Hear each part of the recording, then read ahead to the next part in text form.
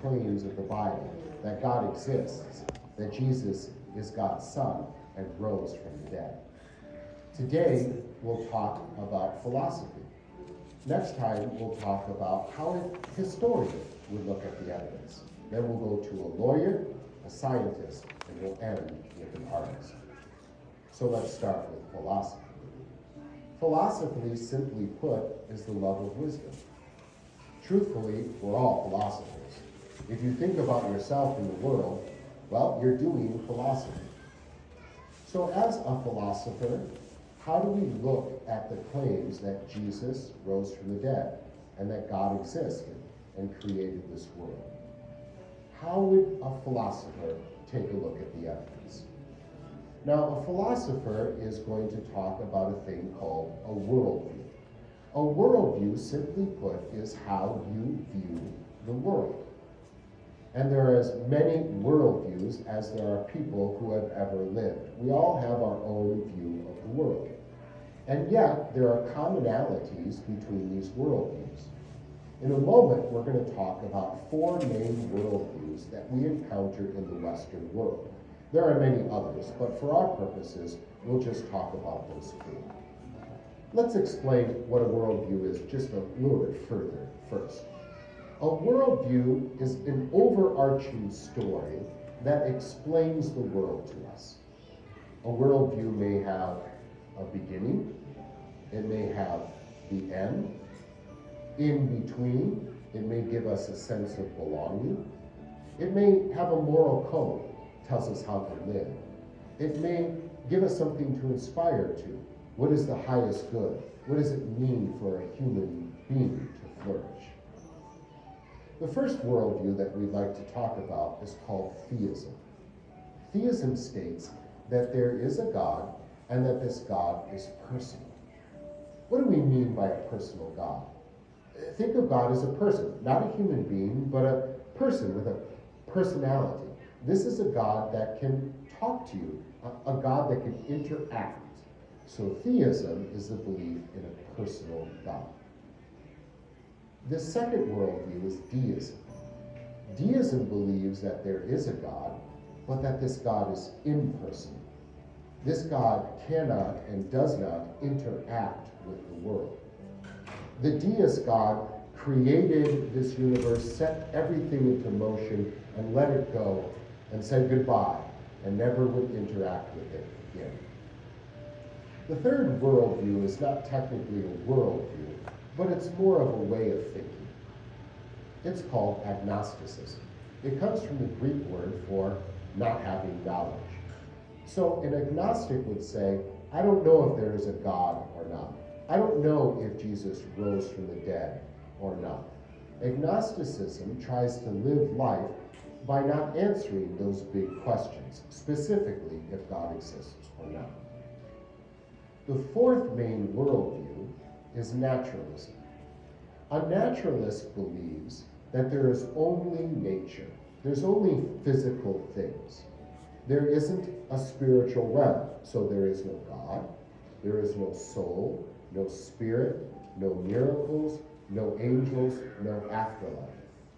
And if you keep pulling that string, there actually is no right or wrong, no love, no courage, no patience, all the things that we use to describe our souls and our interactions with other people who have souls. A naturalist would say, those are just words that we use to describe the biological functions in our body and in our brains. So theism believes in a personal God. Christianity is theistic, but so is Islam and Judaism. Deism believes in an impersonal God. Agnostics ignore the question of whether there is a God or not. And a naturalist believes that there is no God. So when I approach my skeptical friend, I have to understand that he or she has a worldview. And we want to be humble about our own worldview. We certainly don't know everything, and we want to make sure that we are not being arrogant and trying to push our worldview on somebody else. At the same time, we have a few bits of criteria we can use to judge if a worldview is accurate or not, good or not. Let's talk about 5 of them. The first criteria is this worldview coherent? I'll give you an example of incoherence.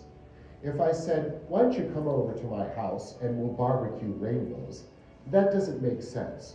Or if I asked you, what's the smell of the color blue, you would understand this is not coherent.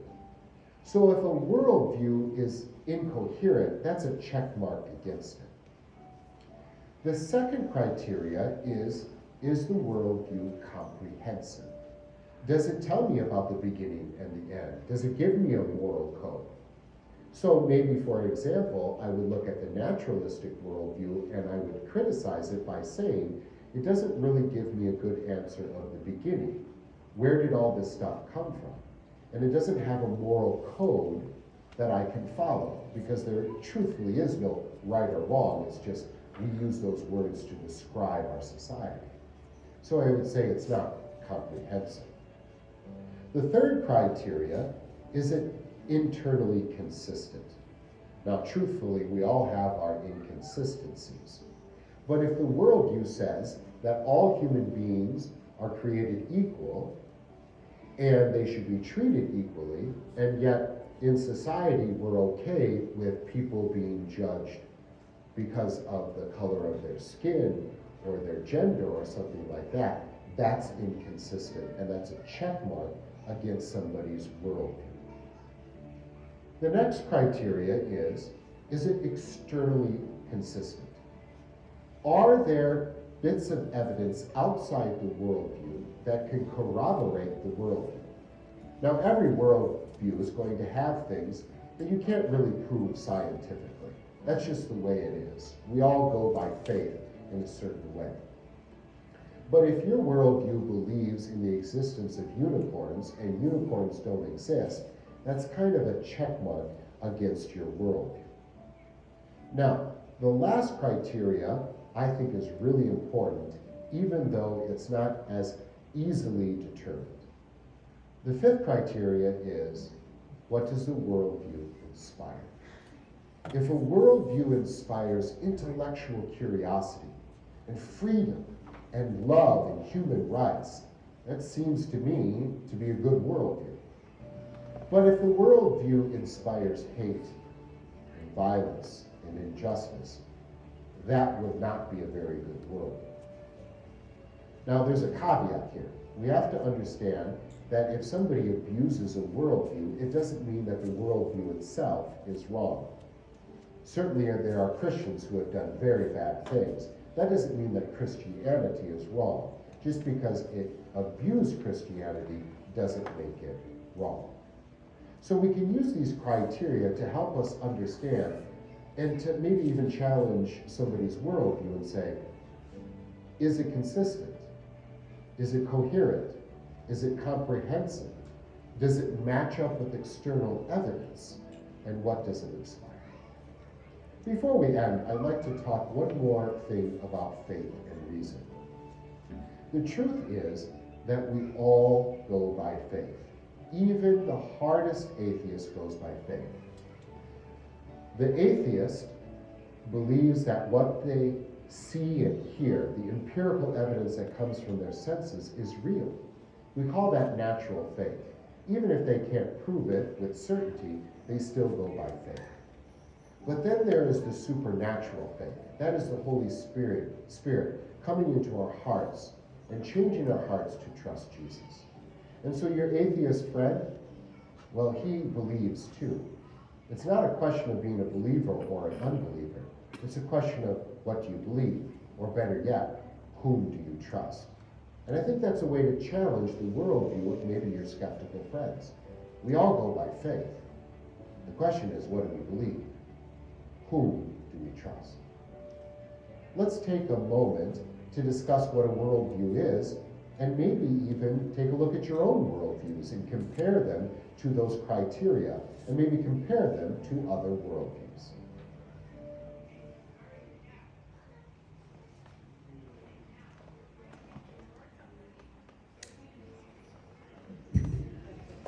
Any questions or comments?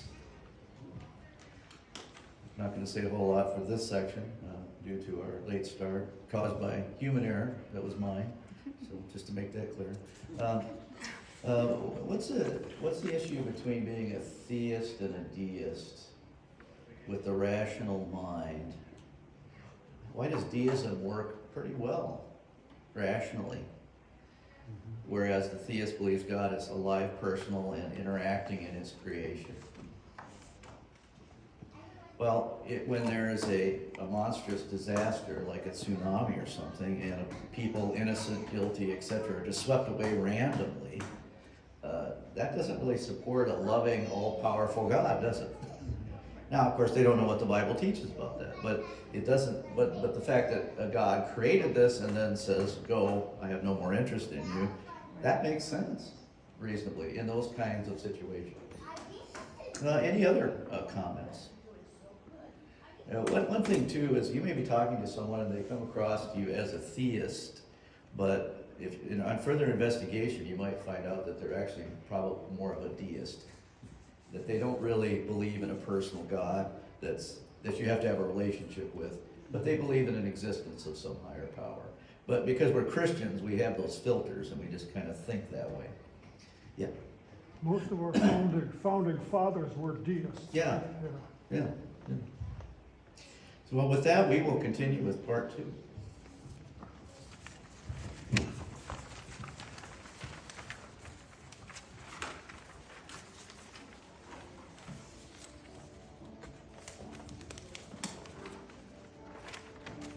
Welcome back. I hope you had a good discussion about what a worldview is, and perhaps you even got into a discussion about your own worldview. You're doing the work of a philosopher. Now let's get into an actual philosophical argument for the existence of God. This is called the cosmological argument for the existence of God. Now, before we get to the actual argument, we need to define cosmology and talk about one more thing, and that is causes. Cosmology is just the study of causes, cause and effect. In particular, what caused this universe? Why are we here rather than not here? This is the realm of cosmology. Now, again, before we get to the actual argument, let's talk about what causes are. When philosophers talk about causes, they talk about it in 2 different ways. The first way is cause and effect. So you imagine like a billiard ball that is hit and hits another billiard ball, and the cause of the hitting the billiard ball then has an effect, this billiard ball going this way. That's simple enough. But when philosophers talk about causes, they also mean descriptors of things. So let's talk about 4 different causes or descriptions to help explain something. So let's imagine that I have a dry erase marker in my hand. Now, when I take this marker and I want to explain its existence to you, I'm going to explain it with 4 causes or 4 descriptors. The first descriptor is the material cause. What is it made of?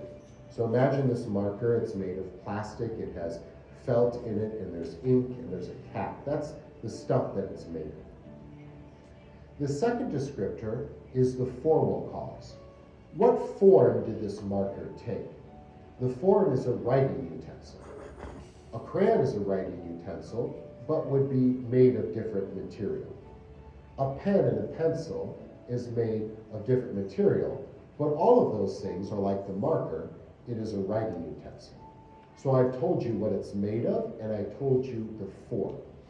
The next descriptor is the efficient cause. Now I need to tell you how it got there, how it was made. Well, it has a lot of efficient causes, this marker that I'm showing you. This marker had raw materials that were mined. This marker had somebody who invented it, who designed it, who actually manufactured it. It also has somebody that packaged it up, the truck driver that drove it to the place, and the person who opened the package and placed that marker into my hand. All of those are efficient causes. I've explained how it was made and how it got here. Now, a lot of people want to stop right there. and say we can fully explain things by telling you the material it's made of, what form it takes, and how it was made and how it arrived. But imagine this marker is at a school, and it's right on the sill of a whiteboard. To fully explain the existence of that particular marker, I need to ask one more question, and that's the why question. Why is it here?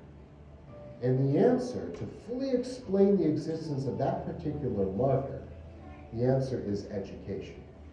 If there was no such thing as education, that particular marker would not exist. This is called the teleological or final cause or descriptor.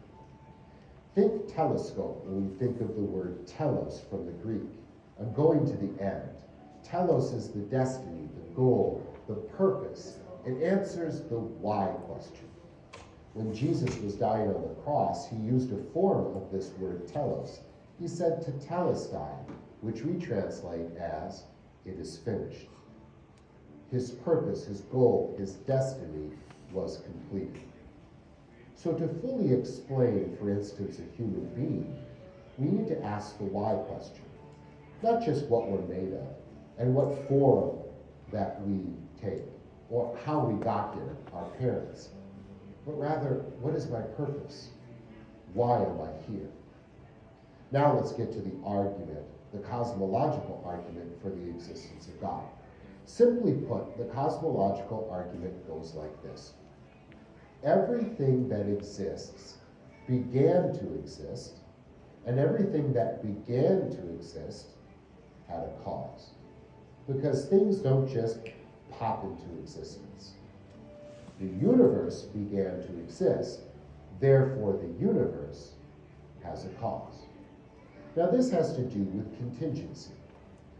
You didn't just pop into existence, but you're contingent on your parents.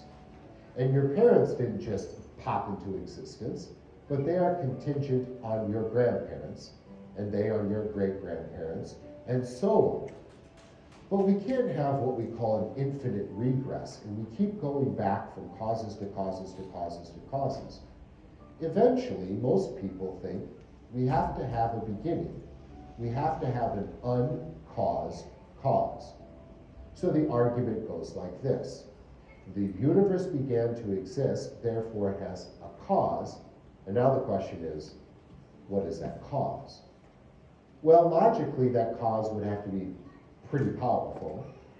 I would think outside of time and space, uncaused. It's a free agent. It's creative. We may even go so far as to say it's smart, so that it's a person. Well, this sure sounds like what we call God. And so the cosmological argument says things don't just pop into existence. They had to have a cause, and that cause is God. Now, this argument has its flaws. First of all, this argument does not get us to Jesus Christ. It doesn't even get us to Christianity. It just gets us to the possibility that there is something out there, something beyond us, something perhaps divine. Also, philosophers would argue that we don't really understand cause and effect all that well. We can all think of examples when we thought something happened because of a certain cause, but then when we found out more information, we changed our mind. So maybe you could think of a medieval little village that has the plague, and they think that the cause of their problems, this plague, is because God is angry at them, and so they blame witches or something like that. They had the wrong cause. The more information we got, the better we understand what the causes of those diseases were. It's even more complicated than that. When I look at a table, I think that it's static, that is, it's not moving, and if I knock on it, I think that it's solid. But when we get down to the molecular level, we understand that things are always moving and that there's a lot of empty space there. So philosophers, when they are approached with this cosmological argument for the existence of God, sometimes will dismiss it and say, well, we don't really know cause and effect all that well, and so this argument doesn't hold up. But my counter argument to that is, but we're still here, and there's tables in front of us. And I don't really believe that things just pop into existence. And so I think that the cosmological argument for the existence of God has a lot of value. Once again, things that began to exist have causes. You and I began to exist. We have a cause. And in fact, this whole universe is made up of things that began to exist. And they have causes. And as we go back in these string of causes, eventually you've got to get to something that was uncaused. Something that caused this thing, called the universe. Something outside of time and space. Something that's a free agent and creator. That sure sounds like God to me. Now, we're not yet to Jesus Christ. And there's the beautiful thing about Christianity, that this powerful, uncaused cause actually loves us and is willing to forgive us. That's the good news. Let's take some time to think about the cosmological argument. Do you think it's good or bad, valuable or not? I don't think there's a wrong answer on this one. So let's take some time and think about causes and cosmology.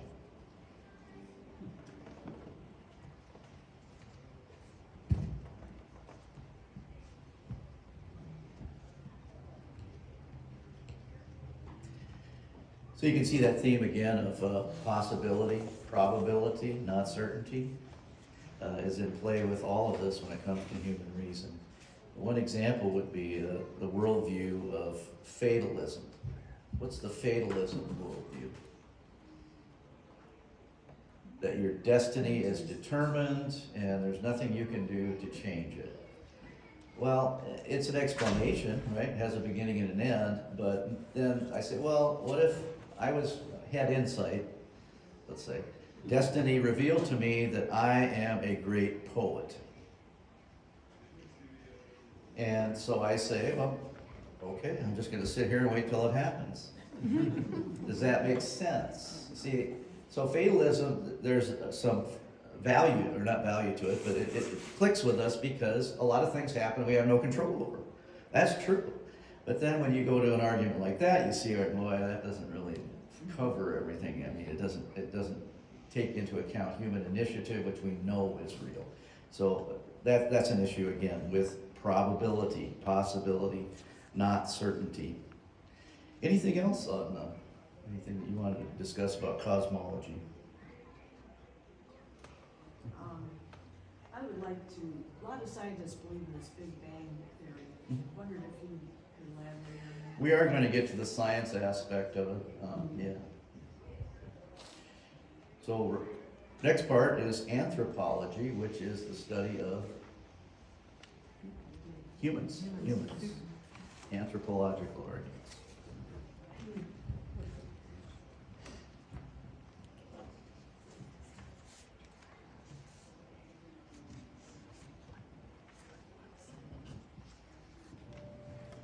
Welcome back. I hope that you had a fruitful discussion about the cosmological argument for the existence of God. That was some pretty heady stuff, wasn't it? Our next philosophical argument is called the anthropological argument for the existence of God. That's a big fancy word to describe human beings and how they interact in history. Maybe a simpler way to title this argument is to call it the moral argument for the existence of God. It goes like this.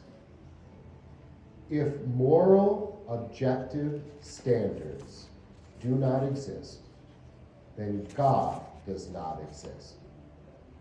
But moral, objective, absolute standards do exist, therefore God exists. Let me put it a different way.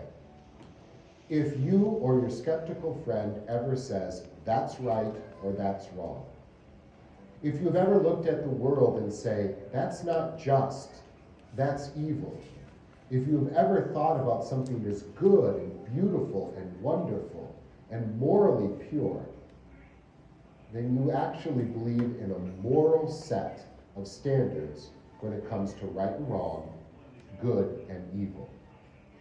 And so the question becomes, where did you get that absolute moral objective standard about good and evil and about right and wrong?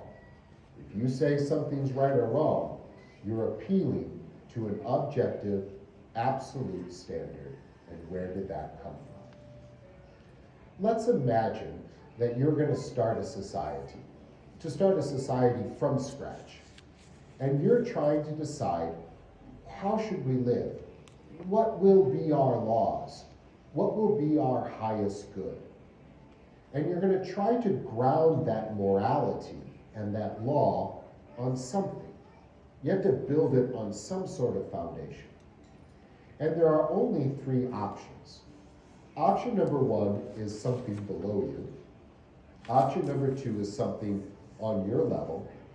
And option number three is something above you. The level below you would be nature. So perhaps you decide to create this society and its morals and its laws based on what you see happening in the world, in nature. And so you look around and you see this is how animals act, and this is how the world is ordered. This is how we're going to order our society. I hope that you already see that this is going to be problematic. When we look at the animal kingdom, we see some beautiful things, but we also see the survival of the fittest. We also see a thinning of the herd. We see things that we human beings would be appalled if we saw in our society. Let me give you an example.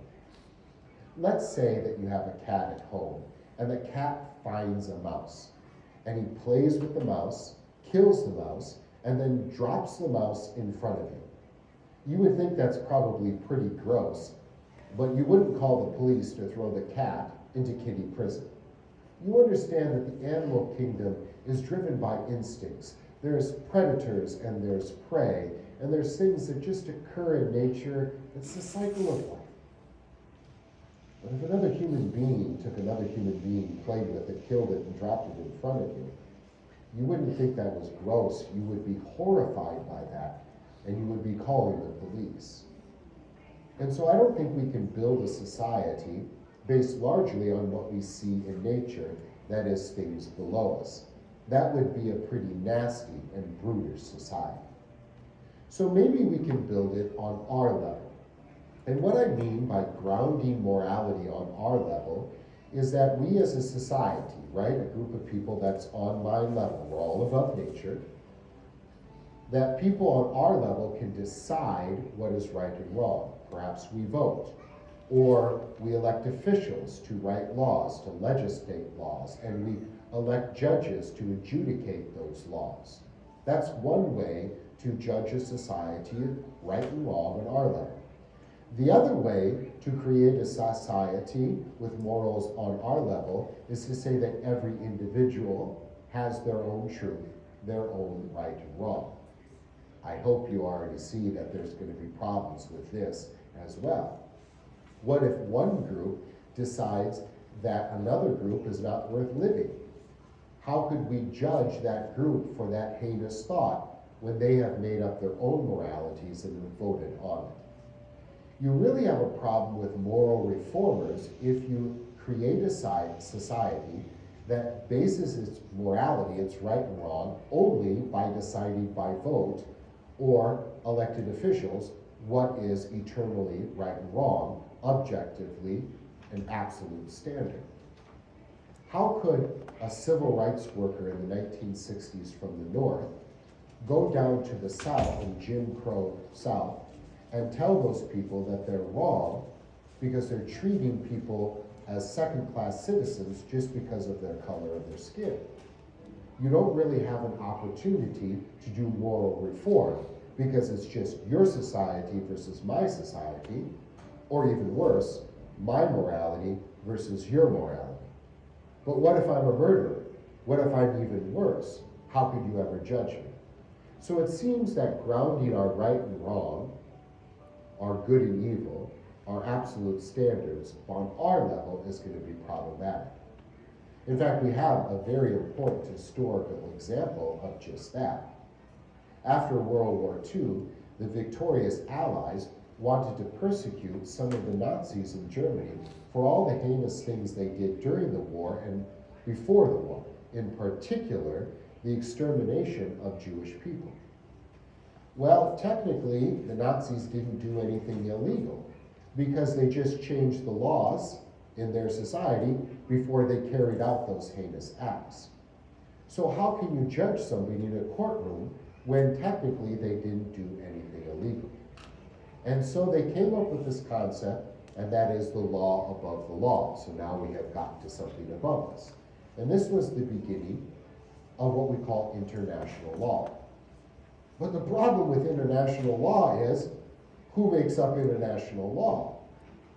And so what we're all after, with the people who are saying this is unjust in our world, for any person who says that's unfair, for the people who are trying to throw the Nazis into prison, we're all trying to find an absolute standard.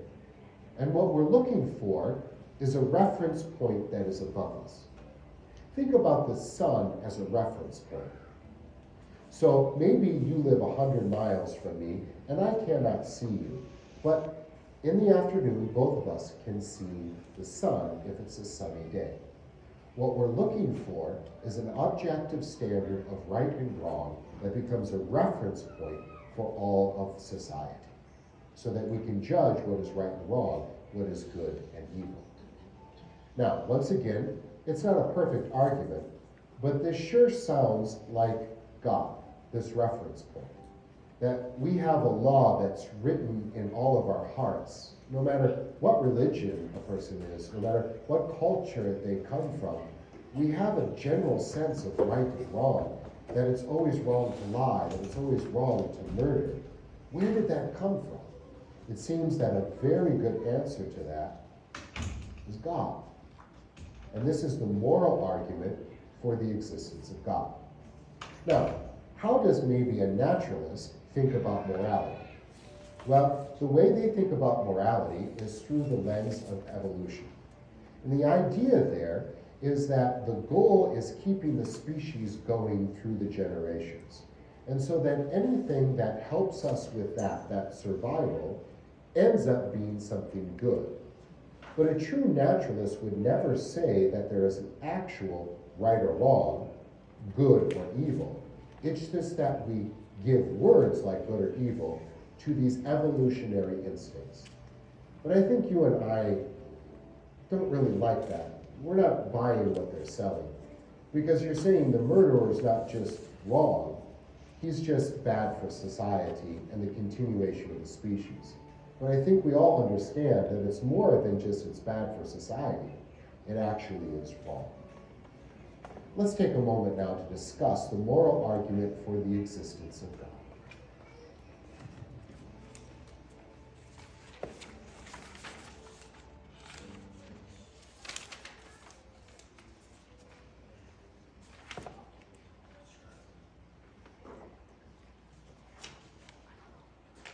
This is the section that I believe is easier to interact with people on. You really have to learn all those terms, and a person might not be that interested. But most people are interested in human rights. And so, as you can see from page 3, I have some additional stuff there. If you just, this person said there's no God, okay. So you say, is it wrong to trample on someone else's rights? You would expect them to say, yes. No. Well, why is that? The greater good. Maybe the greater good, but this is what he called in the first episode of putting a rock in somebody's shoe. You know, getting them to think about something that may lead to even, of course, more important things. He talked about the natural world. Obviously, should animals be held guilty for violating the rights of other animals? No. Say it's natural. It's instinctive. This creates issues for evolutionists because in evolution, in your little group, let's say your little tribe, your little family, it would be evolutionarily advantageous for you to wipe out all other humans because they're using resources. And so you would say that's good. for you in an evolutionary basis. But that's not the way humans think, do they? That's not the way human beings are. Why are human beings held to a different standard than animals? Just that food for thought. Why is that? They're not allowed to act in ways that are natural in the animal world and are attractive, honestly, to us at times. If there's no God and you believe everyone has just evolved from animals, why would it be wrong to trample on someone's rights?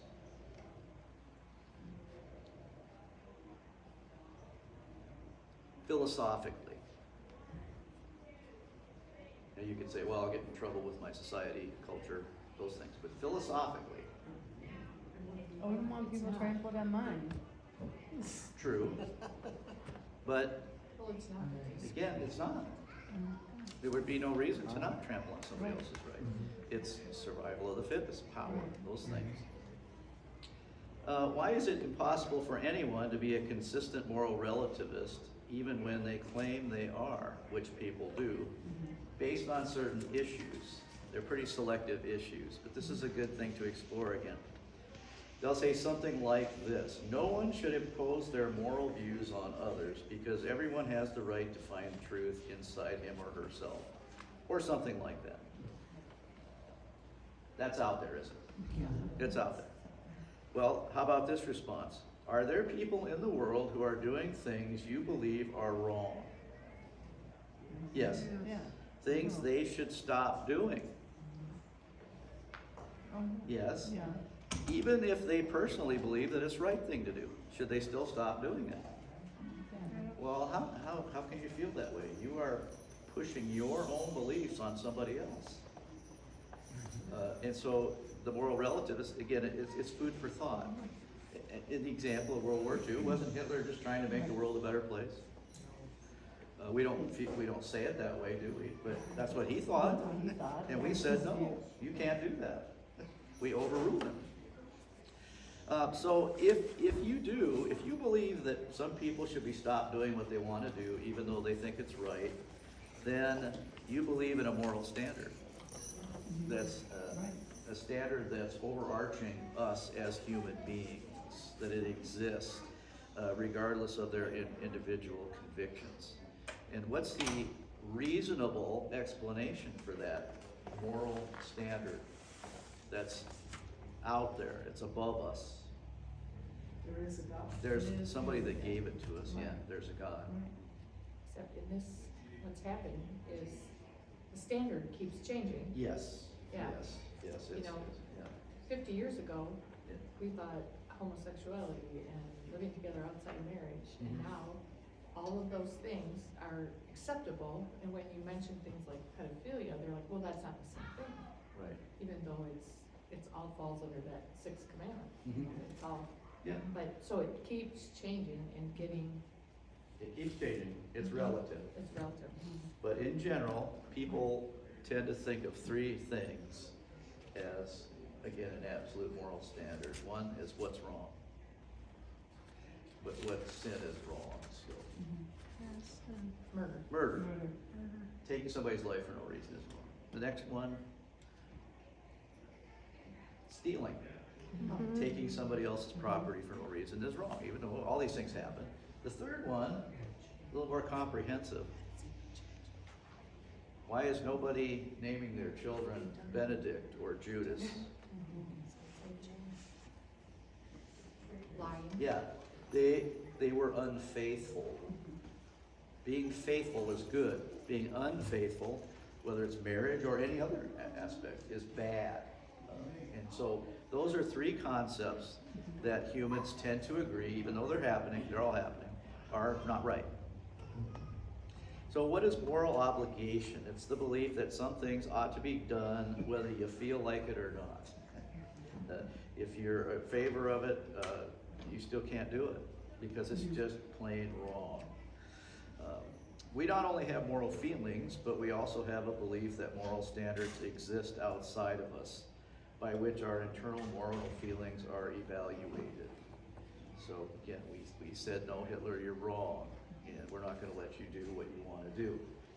Why do we have this mindset? Why do we think those moral standards exist? Because we believe in law Yeah. above us. We do, Right. but this whole argument is to get the person to think. Basically, you really do believe there's a God. You just don't know it. Because you believe in these moral standards, natural law, natural knowledge of God. And you have never thought about it this way. But again, putting a rock in somebody's shoe to think, actually, you probably do believe that God exists. So if you believe human rights are a reality, then it makes much more sense that God exists than that he doesn't. Not certainty, possibility, probability. And so then in conclusion, if the premise, there is no God, leads to the conclusion, wiping out a minority is culturally relative, which we would disagree with, right? No, you just can't do that, that's wrong. And you know it's not true, then why not change the premise? There is a God.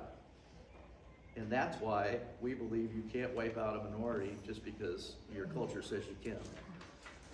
That makes more sense. And so again, that idea of maybe you believe in the existence of God more than you realize. You just haven't thought this through. And I think this is something, again, just to get people to think.